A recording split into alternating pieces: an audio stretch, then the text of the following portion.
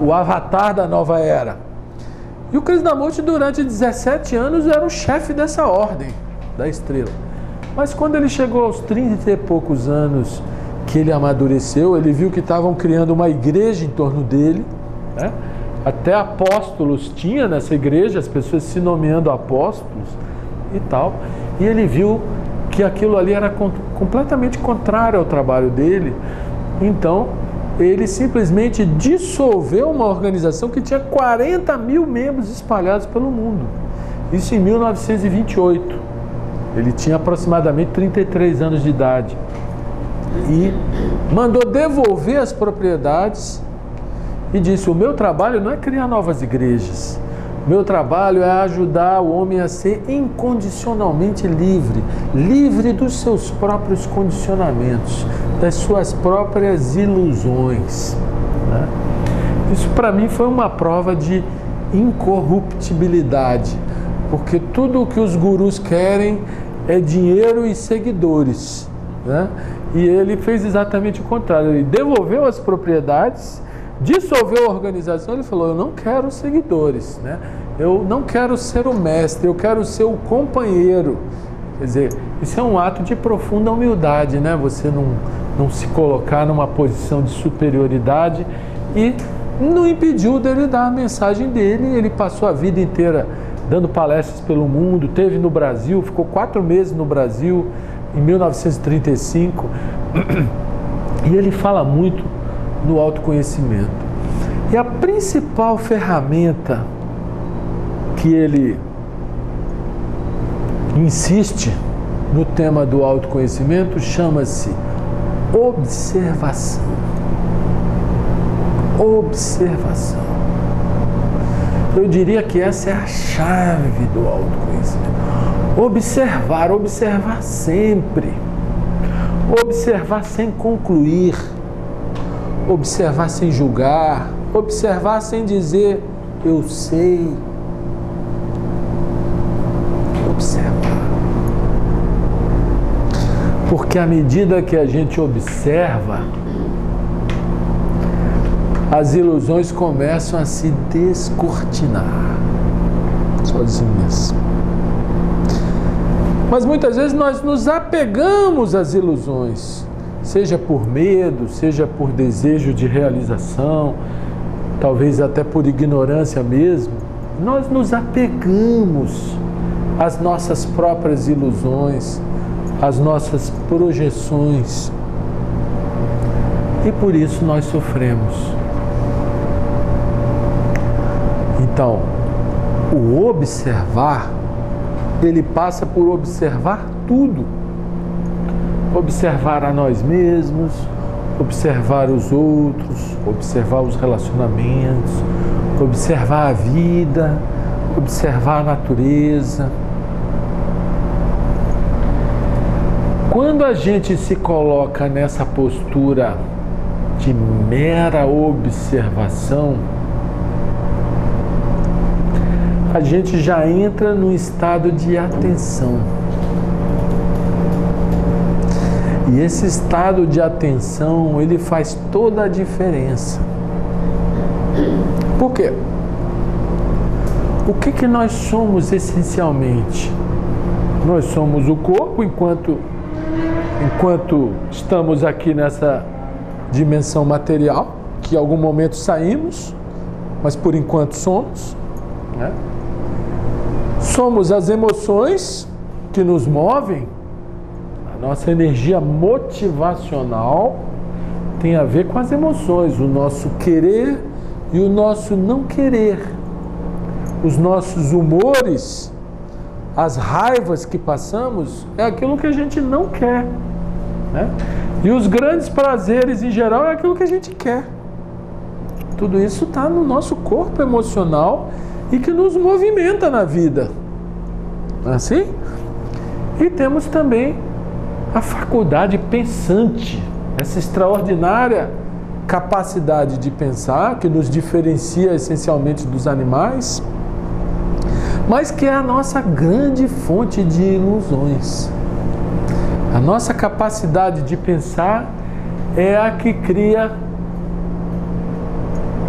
fundamentalmente o nosso sofrimento. Ela é associada ao nosso querer ou não querer, ela projeta, o mental projeta e o emocional corre atrás, né? Se o mental projeta desagradável, ele vai dizer assim, não quero, aí eu resisto. Se ele projeta agradável, ele vai dizer, quero, vou atrás, né? E aí está a nossa glória e a nossa miséria. Ou seja, o nosso sofrimento tem a ver com todo o processo de ilusões que a gente fica projetando e querendo ou não querendo a partir dessas próprias projeções. Observar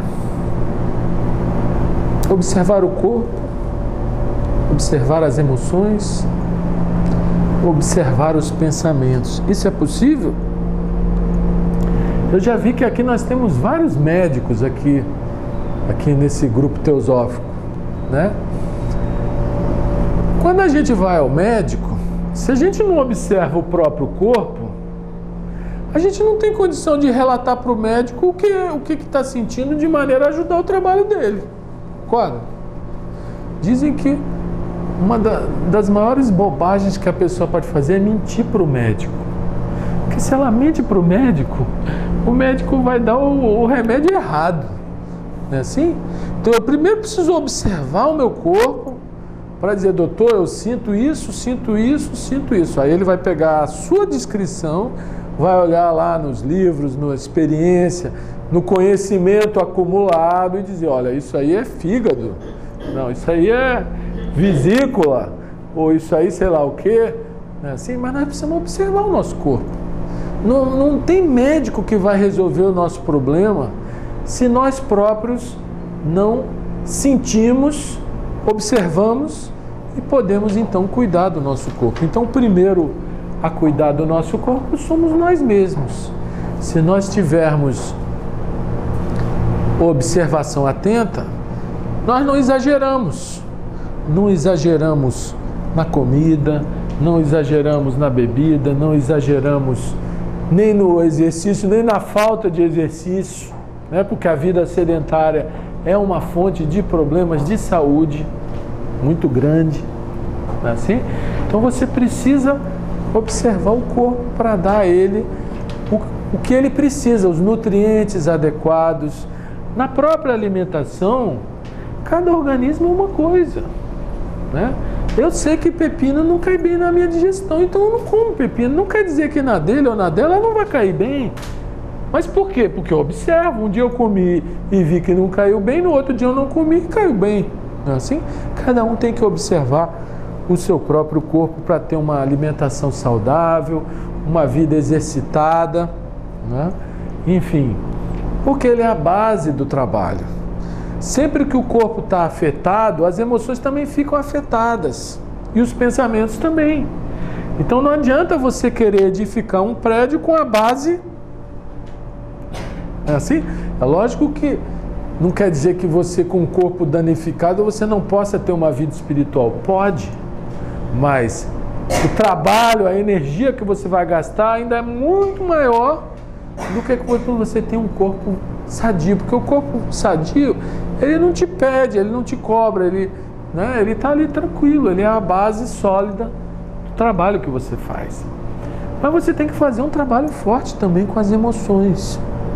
E o trabalho essencial é a observação delas, é o aprender com os nossos infinitos quereres, com as nossas idiosincrasias, com a nossa agressividade, com o nosso medo, com a inveja, com a preguiça, com o orgulho,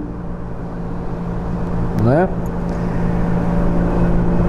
A gente tem muito o que aprender com as nossas emoções. Mas qual a maneira de aprender realmente?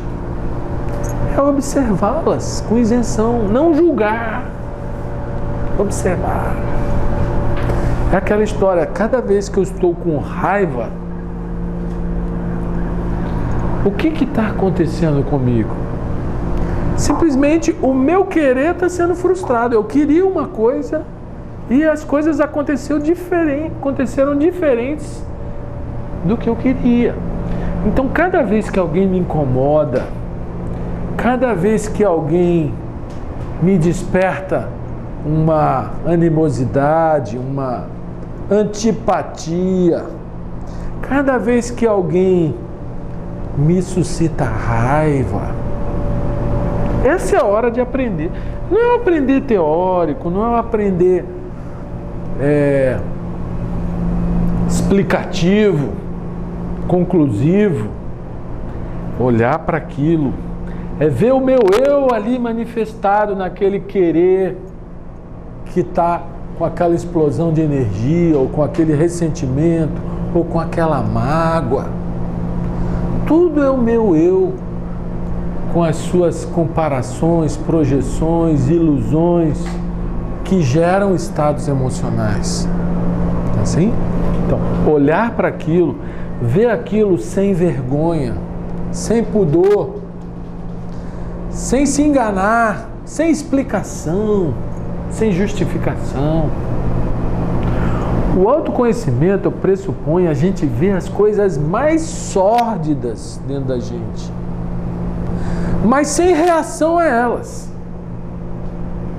Porque o grande problema, o grande entrave nesse trabalho do autoconhecimento é que você, quando começa a se observar, você começa a ver o seu lado sombra, que normalmente você não vê. E aí o que acontece?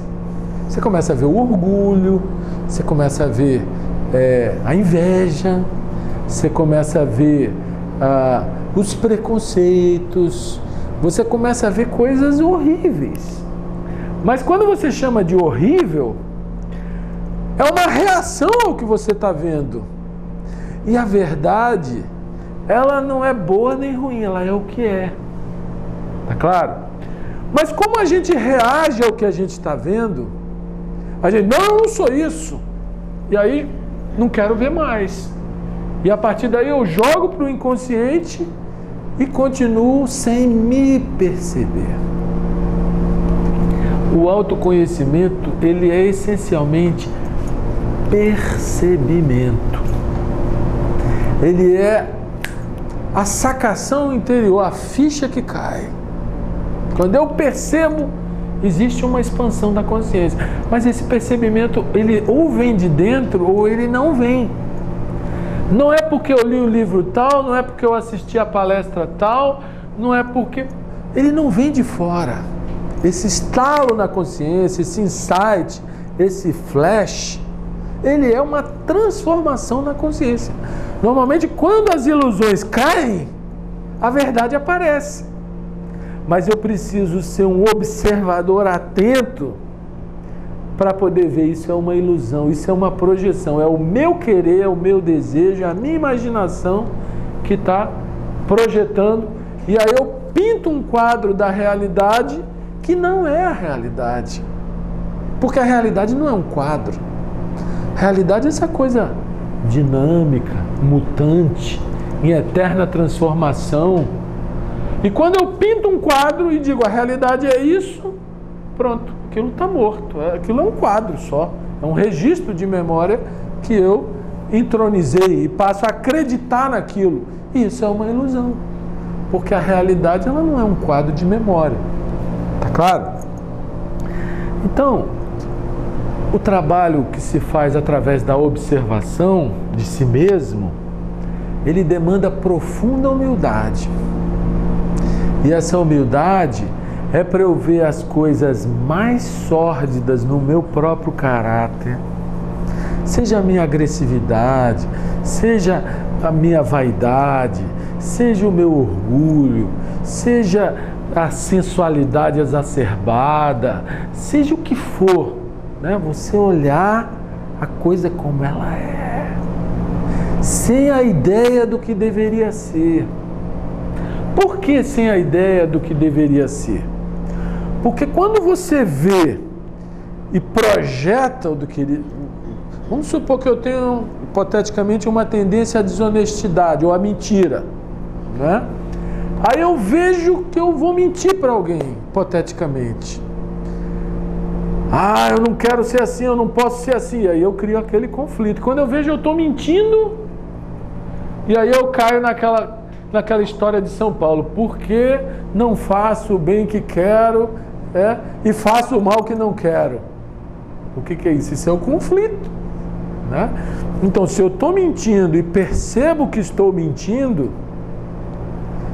eu tenho mais energia para transformar isso, se eu olhar esse fato como ele é, do que se eu dividir a energia entre a observação do fato e a imaginação do que deveria ser.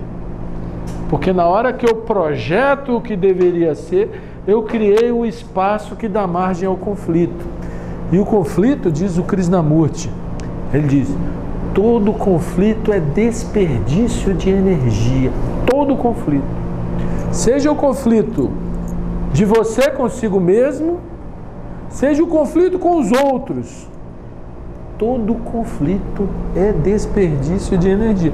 E eu ainda acrescento, e falta de inteligência.